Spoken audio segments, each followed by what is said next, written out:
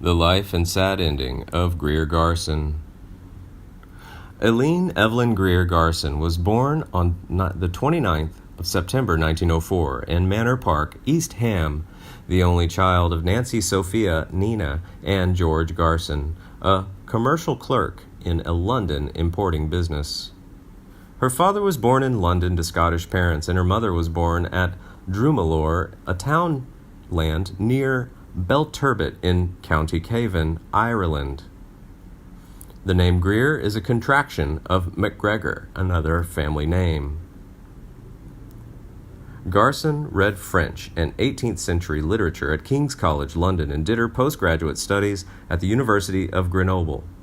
While aspiring to be an actress, she was appointed head of the research library of Lintas in the marketing department of Lever Brothers. Garson's early professional appearances were on stage, starting at Birmingham Repertory Theatre in January 1932 when she was 27 years old. She appeared on television during its earliest years in the late 1930s, most notably starring in a 30-minute production of an excerpt of Twelfth Night in May 1937 with Dorothy Black. These live transmissions were part of the BBC's experimental service from Alexandra Palace, and this is the first known instance of a Shakespeare play performed on television.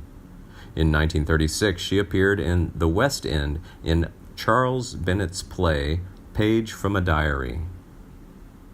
Louis B. Mayer discovered Garson while he was in London looking for new talent.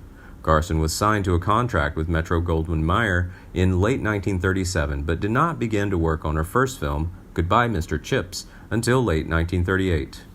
She received her first Oscar nomination for the role, but lost to Vivien Leigh for Gone with the Wind. She received critical acclaim the next year for her role as Elizabeth Bennet in the 1940 film Pride and Prejudice. Garson starred with Joan Crawford in When Ladies Meet, 1941, which was poorly received in a sanitized remake of a pre-code version of the same name, which had starred Anne Harding and Myrna Loy. That same year, she became a major box office star with the sentimental Technicolor drama Blossoms in the Dust, which brought her the second of 5 consecutive Best Actress Oscar nominations, tying Bette Davis's 1938 to 1942 record, which still stands. Garson starred in 2 Academy Award-nominated films in 1942, Miss Miniver and Random Harvest. She was nominated and won the Academy Award for Best Actress for her performance as a strong British wife and mother protecting the home front during World War II in Mrs. Miniver, which co-starred Walter Pidgeon. The Guinness Book of World Records credits her with the longest Oscar acceptance speech, at 5 minutes and 30 seconds, after which the Academy Awards instituted a time limit. In Random Harvest, she co-starred with Academy Award-winning director Ronald Colman, the powerful, romantic World War I drama set at the end of the war with Colman as an amnesiac soldier and Garson as his love interest. Received 7 Academy Award nominations, including Best Actor for Colman and Best Picture. The film lost in all 7 categories, with the Best Picture award going to Garson's other major film that year, Mrs. Miniver. However, the American Film Institute ranked it number 36 on its list of 100 greatest love stories of all time, and it was one of Garson's favorite films. Garson also received Oscar nominations for her performances in the films Madame Curie, 1943, Mrs. Parkington, 1944, and The Valley of Decision, 1945. She frequently co-starred with Walter Pidgeon, ultimately making 8 pictures with him.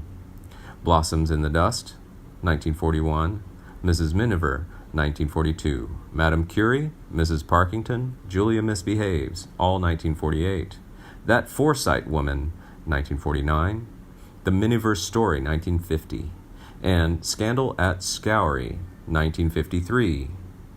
Garson was partnered with Clark Gable after his return from war service in Adventure, 1945. The film was advertised with the catchphrase, Gable's back and Garson's got 'em. Garson's popularity declined somewhat in the late 1940s, but she remained a prominent film star until the mid-1950s. In 1951, she became a naturalized citizen of the United States. She made only a few films after her MGM contract expired in 1954. In 1958, she received a warm reception on Broadway in Auntie Mame, replacing Rosalind Russell, who had gone to Hollywood to make the film version. In 1960, Garson received her seventh and final Oscar nomination for Sunrise at Campobello, in which she played Eleanor Roosevelt, this time losing to Elizabeth Taylor for Butterfield 8. Greer was a special guest on an episode of the TV series Father Knows Best, playing herself. On the 4th of October 1956, Garson appeared with Reginald Gardenier as the first two guest stars in the series of the premiere of NBC's The Ford Show, starring Tennessee Ernie Ford. She appeared as a mystery guest on What's My Line on 25th of October 1953 and again on 6th of April 1958 to promote her appearance on stage in Auntie Mame. She also served as a panelist rather than a guest on What's My Line episode, which aired 12th of May 1957.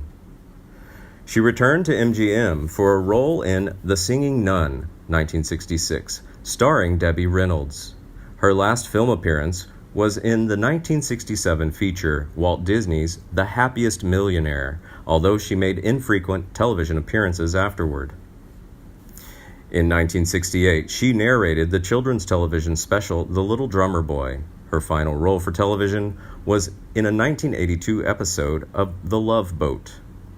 In her personal life, Garson was married 3 times. Her first marriage, on September 1933, was to Edward Alec Abbott Snelson, later Sir Edward, a British civil servant who became a noted judge and expert in Indian affairs. The marriage was not formally dissolved until 1943. Her second marriage, on July 24, 1943, was to Richard Ney, a young actor who had played her son in Mrs. Miniver. The relationship was under constant scrutiny owing to their 12-year age difference. They divorced in 1947 after several attempts at reconciliation. Her third marriage in 1949 was to millionaire Texas oilman and horse breeder E. Buddy Fogelson. In 1967, the couple retired to their Forked Lightning Ranch in New Mexico. Garson lived her final years in a penthouse suite at the Presbyterian Hospital of Dallas. Sadly, she died from heart failure on the 6th of April, 1996, at the age of 91. She was interred beside her husband in the Sparkman Hillcrest Memorial Park Cemetery in Dallas. Garson received a star on the Hollywood Walk of Fame on the 8th of February, 1960, located in 1651 Vine Street in Los Angeles, California.